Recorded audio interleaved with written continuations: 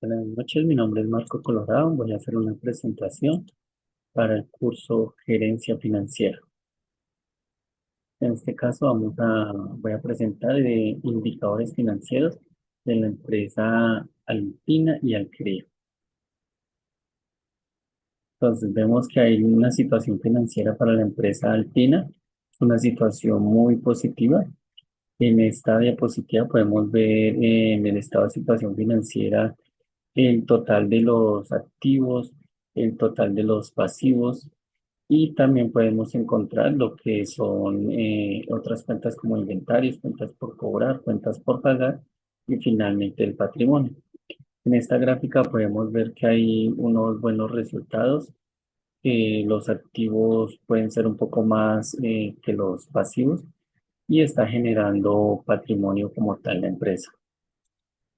En el caso de la situación financiera de la empresa Alquería, vemos que su resultado es negativo en cuanto al patrimonio, por lo que no está generando buenos resultados esta empresa desde su gestión, ¿sí?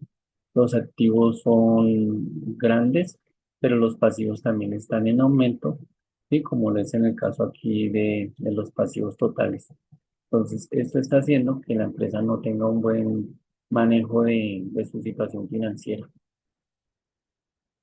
Ya mirando el estado de resultados de la empresa Alpina, vemos que hay un buen manejo de ingresos de ventas, un costo moderado de las ventas, para que al final nos dé una utilidad neta, ¿sí? Que es alrededor de 100.521.000 a lo largo del periodo del año 2024. Al contrario de la empresa Alquería, vemos que hay unos ingresos netos, pero también unos costos elevados, ¿sí? Un poco más de la mitad de los ingresos netos, y nos está dejando una utilidad negativa, lo cual nos quiere decir que no nos está dejando utilidad este tipo de empresas.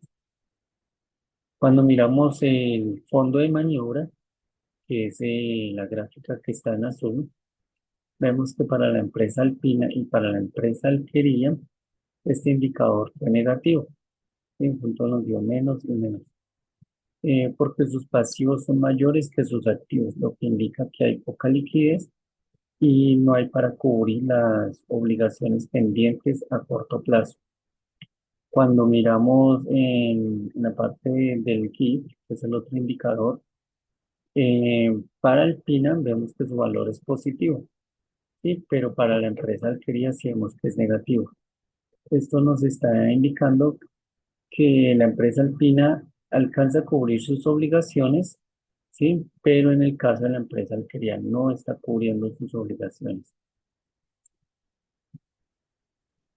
Ya mirando el índice DuPont, que se caracteriza también por las variables del ROA y el ROE, vemos que la empresa Alpina tiene un buen manejo de sus activos, de sus recursos, y que por eso este índice está dando bastante alto, da un 94%, que tiene costo para poder financiarse, ¿sí? En el caso del WAT también nos dio un buen valor positivo, pero esto al mismo tiempo nos indica que para poderse financiar es un valor muy alto lo que está necesitando para poder financiar todas sus operaciones.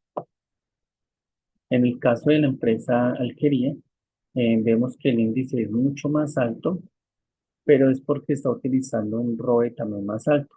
El ROE nos indica que está utilizando mayor apalancamiento, es decir, mayor deuda externa, el cual lo podemos ver en el patrimonio, que ya son los recursos propios o los recursos por base de préstamos.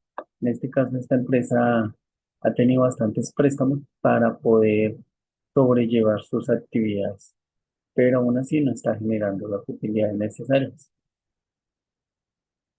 Ya en el indicador EVA, en el indicador NOP y en el indicador NOPAC, vemos que la empresa Alpina maneja bien sus recursos a corto plazo, lo que hace que genere buenas utilidades. Pero en el indicador EVA sí vemos que está perdiendo valor la empresa porque este indicador es negativo. Para el caso de la empresa Alquería, Vemos que también el indicador es negativo, el indicador EVA, pero también se maneja, se comporta de una forma negativa el NOPA y el NOF. Esto es porque no está teniendo buenas utilidades y porque las ganancias después de las operaciones no está dando el margen que la empresa necesita para cubrir sus operaciones. Bueno, muchas gracias. Esto fue un pequeño indicador, un pequeño análisis. Muchas gracias.